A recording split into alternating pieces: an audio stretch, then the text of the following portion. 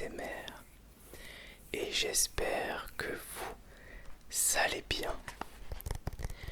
On se retrouve sur une vidéo derniers achats avec pas mal de petites choses à vous présenter que j'ai eu pour l'ensemble vraiment pas cher. Et on commence par ce qui m'a coûté le plus cher. C'est ma première cartouche Evercade, la Jaleco Collection 1. Je vous la montre de plus près. Et dedans on a plusieurs jeux. On a Astyanax, Path Loaded, Brawl Brothers, City Connection, Earth Defense Force, Opération Logic Bomb, Rival Turf, le jeu pour lequel j'ai pris cette compilation en premier puisque c'est un jeu de mon enfance, Super Goal 2, The Ignition Factor et Totally Rad. Donc je vais vous montrer comment ça se présente. Donc on a la petite cartouche ici, on a un poster et puis on a un livret.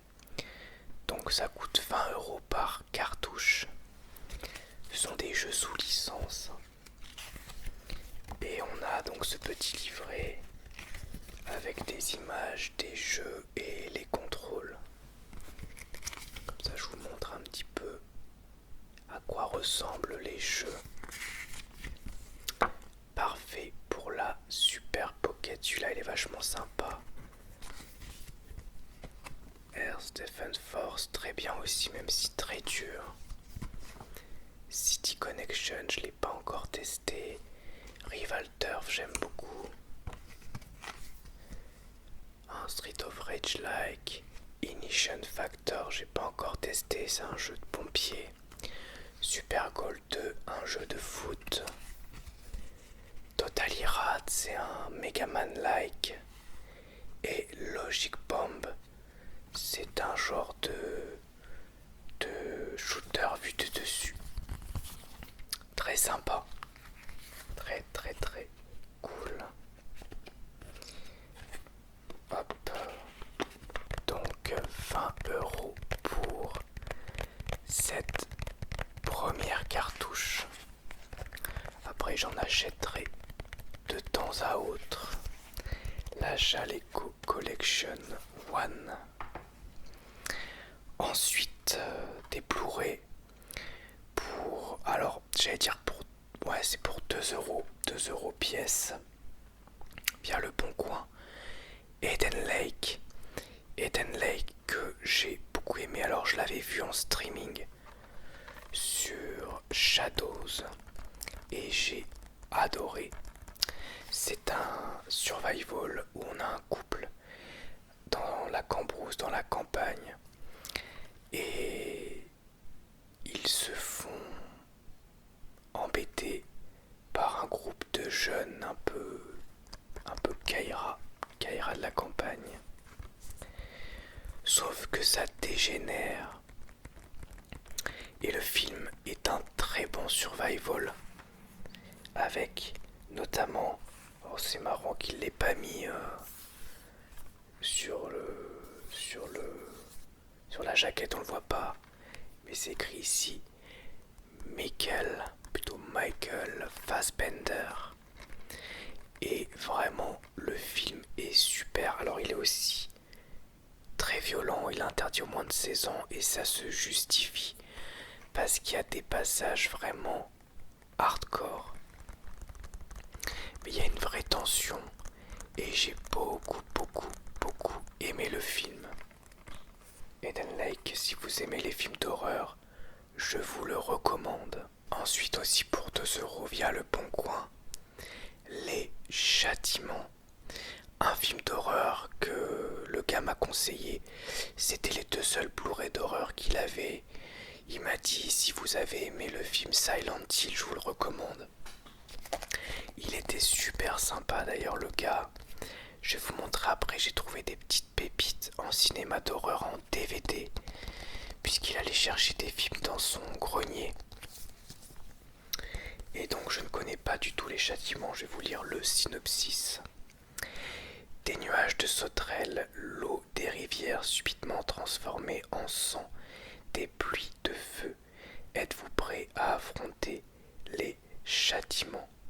Je vais pas lire plus comme ça. J'aurai la surprise. Donc du coup pas 4 € les deux. Pour 1 € en ressourcerie. Ce magnifique tome d'un manga que je voulais lire justement, c'est Shigurui. Je sais pas si je le prononce bien. Shigurui. C'est un manga très violent. Très violent. Mais très réussi apparemment.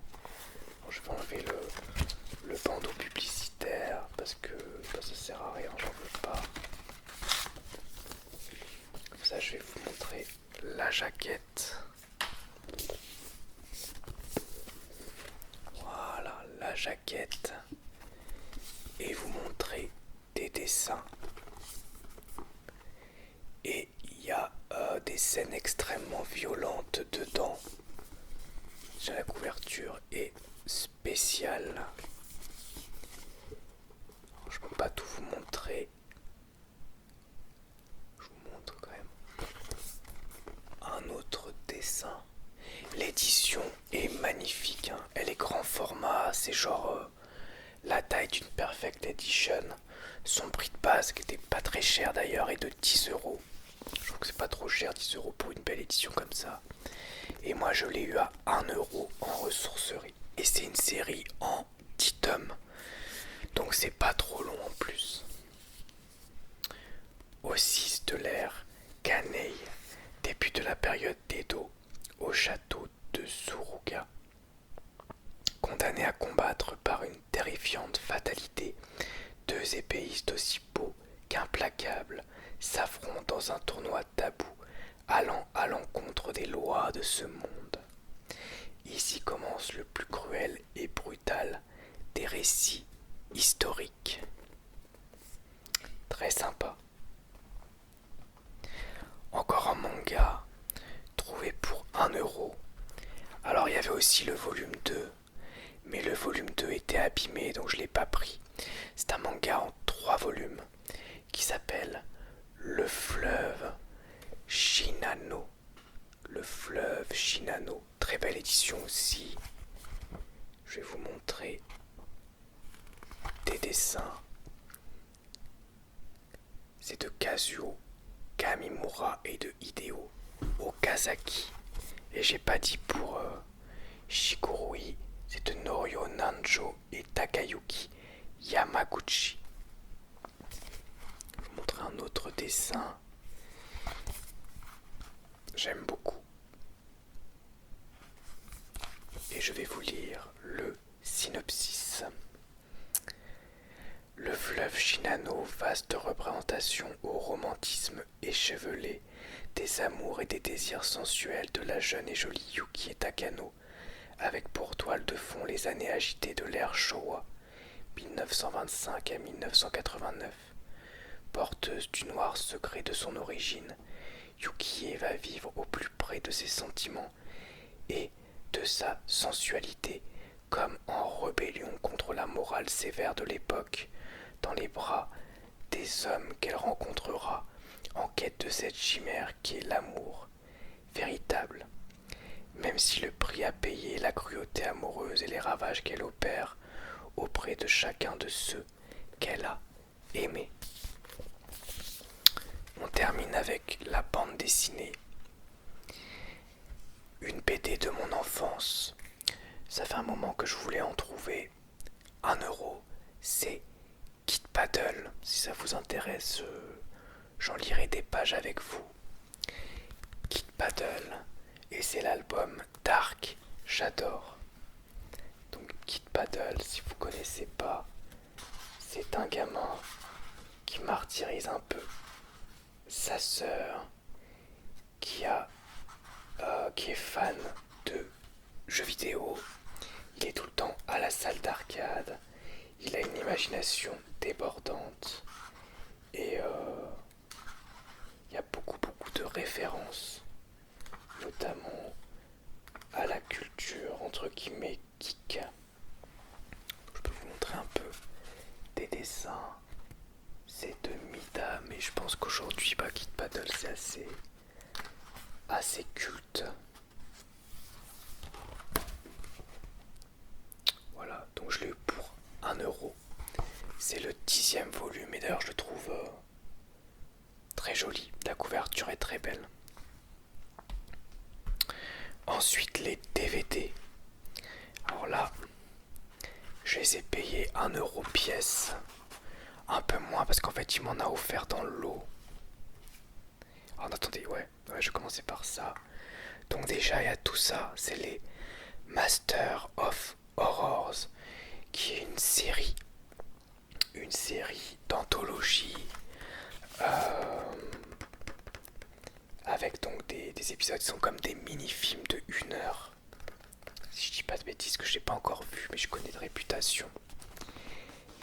Et donc, ici on en a pas mal. On en a pas mal. Et j'étais trop content qu'ils me les sortent.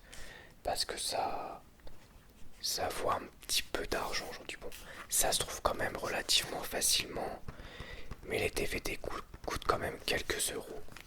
Donc les avoir à 1€ pièce, c'était une très bonne occasion. Donc on a La Maison des Sévices de Takashi Miike, qui a l'air extrêmement violent. Je pense que je vais le regarder bientôt, peut-être ce soir. On a La Cave de William Malone. On a La Danse des Morts et Serial Autostopper, de Toby Hooper, donc le réal de Massacre à la tronçonneuse, et Larry Cohen. On a le grand John Carpenter, avec Cigarette Burns. On a John Landis et George Romero avec La Belle et la Bête et Les Amants d'Outre-Tombe. Ah bah, il y a 2 fois le même. Marrant ça. Ah ouais, il y a 2 fois le même film. Ici, il y a Les Amants d'Outre-Tombe. Et ici, il y a Les Amants d'Outre-Tombe. Et bah du coup, ouais. Alors là, il y a plein de bonus. Faut voir. Ouais, je crois que du coup, celui-là, je vais le mettre dans une boîte à livres. Ensuite, on a Chocolat de Mike Garris. Et voilà pour les Master of Horrors. Pour 50 centimes en ressourcerie. J'ai eu Thirst, alors je sais pas si je prononce bien. Thirst, qui est un film de vampire. Alors je sais pas si c'est coréen ou si c'est japonais. J'essaie de voir.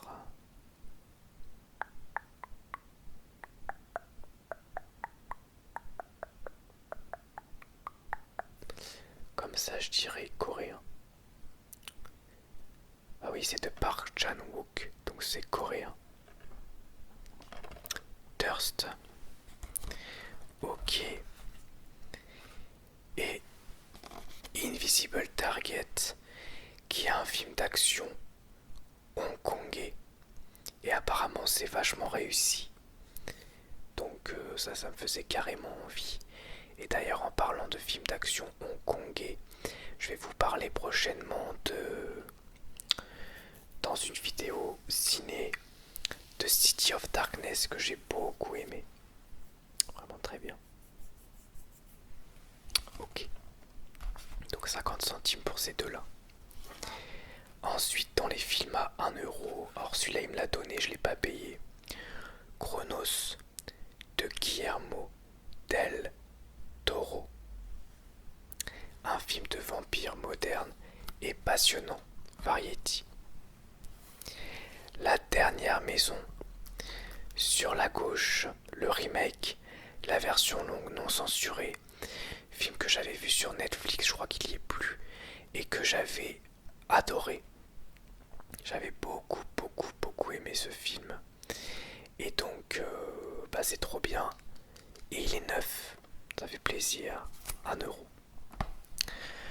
Le seul film Ring qu'il me manquait, Ring 0, puisque je possède le Ring japonais en 4K, ce Ring américain en Blu-ray, ce Ring 2 et Ring 2 en DVD. Et je n'avais pas Ring 0, c'est maintenant corrigé. Ensuite j'avais trouvé Gantz le 2, je sais plus où, en ressourcerie je crois, ou en vide-grenier.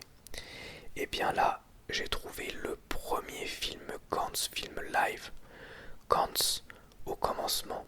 Donc j'adore le manga Gantz. Et je n'ai jamais vu les films, j'ai vu que le film d'animation et l'animé, une partie de l'animé que j'ai arrêté parce que je préférais lire le manga. C'est interdit aux moins de 12 ans. Ça a l'air plutôt bien foutu et c'est correctement noté sur internet, donc je suppose que c'est une adaptation tout à fait correcte. Ensuite, toujours à 1 euro, on a 2 films. Et oui, 2 films. Le village des damnés et les enfants des damnés. Ouais. Très cool. C'est des classiques de l'horreur, surtout le village des damnés. Les enfants des damnés, j'avoue que je connais pas du tout. Ensuite, on a un film que je connais par une vidéo de Crost. C'est Le Cobaye. Le Cobaye, qui est un film d'horreur SF très particulier, avec des images de synthèse absolument terrifiantes, mais parce qu'elles sont très moches. C'est un délire. Et en même temps, un film qui a l'air quand même intéressant à voir. Le Cobaye donc. Et je vais vous lire le synopsis, tiens. Chop Smith, un simple d'esprit, est connu comme l'homme à tout faire d'un quartier résidentiel du Maine. Mais les gens le lui rendent bien mal. Job est le souffre-douleur de tous. Le cas de Job intéresse l'un de ses voisins, le docteur Angelo, un génie de l'électronique. Celui-ci a mis au point un programme de réalité virtuelle capable de stimuler l'intelligence chez les animaux. Il ne lui manque qu'un cobaye. Je vous dis pas la suite. Ça spoil. Ensuite, en film d'horreur, assez récent ou pas, 2007. 2007, j'en avais jamais entendu parler. Mais le mec me l'a survendu, il m'a dit qu'il fallait que je le voie. C'est Hard Candy. Hard Candy. Hailey, une adolescente de 14 ans, et Jeff, un séduisant photographe trentenaire, se sont connus sur internet. C'est elle qui a suggéré d'aller chez lui pour être plus tranquille. Elle qui a voulu qu'il fasse quelques photos. Elle qui leur a servi à boire et a commencé à se déshabiller. Lorsqu'il se réveille, Jeff est ligoté et Hailey retourne tout chez lui. Elle n'est pas la première adolescente à venir chez Jeff. Elle veut savoir ce qu'est devenu Donna Mauer. Elle a des questions à poser et elle est décidée à obtenir des réponses. Et dernier film, c'est Vertige, un film d'horreur français qui a l'air de se baser sur de l'escalade et apparemment assez gore. Donc je suis quand même très curieux de voir ça. Poussé par un désir d'aventure et l'envie de se retrouver, un groupe d'amis se lance sur une via ferrata, une voie d'escalade en haute montagne. Pour Chloé, Guillaume, Fred, Karine et Loïc, le vertige des sommets et celui de sentiments enfouis va vite compliquer le voyage, d'autant qu'ils découvrent avec horreur qu'ils ne sont pas seuls. L'expédition va rapidement virer au cauchemar. Donc voilà pour les films. Et on va passer au livre. Pour 1 € en ressourcerie, on a encore un grand G. Oui, ça m'en fait un paquet à lire, on est d'accord. C'est Le Passager. Je ne connais pas du tout, mais il est en super état. 1 € pour un livre en grand format. Je suis l'ombre. Je suis la proie. Je suis le tueur. Je suis la cible. Pour m'en sortir, une seule option, fuir l'autre. Mais si l'autre est moi-même, ah, ça interpelle, ça donne envie. Ensuite, toujours pour 1 €, on a La 5e vague qui a été adaptée en film, qui apparemment est moyen. Mais ça m'a fait très envie quand j'ai lu le synopsis et je trouvais la couverture aussi très très cool. Et en plus, il y avait sa suite. C'est un livre une saga en 3 volumes. Donc là, on a le volume 1 et le volume 2. Donc la 5e vague et La mer infinie. Je trouve les couvertures vraiment très belles. Et je vais vous lire le synopsis de la 5e vague. À l'aube de la 5e vague, sur une autoroute désertée, Cassie tente de leur échapper. Eux, ces êtres qui ressemblent trait pour trait aux humains et qui écument la campagne, exécutant quiconque a le malheur de croiser leur chemin. Eux qui ont balayé les dernières poches de résistance et dispersé les quelques rescapés. Pour Cassie, rester en vie signifie rester seule. Elle se raccroche à cette règle jusqu'à ce qu'elle rencontre Evan Walker. Mystérieux et envoûtant, ce garçon pourrait être son ultime espoir de sauver son petit frère. Du moins, si Evan est bien celui qu'il prétend. Cool, cool, cool. La 5e vague. Et sa suite, La mer infinie. Et pour terminer, Un eau tombe, comme neuf. Comme vous le savez, j'aime beaucoup. Enfin, j'aime beaucoup. J'ai adoré Stupeur et Tremblement. Maintenant, j'en ai plusieurs à lire. C'est Les prénoms épicènes. C'est un livre relativement récent, 2018. Et derrière, il y a écrit La personne qui aime est toujours la plus forte. Il n'y a pas de synopsis dans les livres de nos tomes. Et dedans, je viens de voir qu'il y a un marque-page. Ça, c'est cool. Même si moi, j'ai déjà mon marque-page. C'est une carte Pokémon qui m'a été offerte par mon fils. Et donc, ce no-tombe, il fait 150 pages. Donc, comme d'hab, ça se lit vite. No-tombe, ça se lit vite. C'est ça qui est cool aussi. Donc voilà pour cette vidéo derniers achats.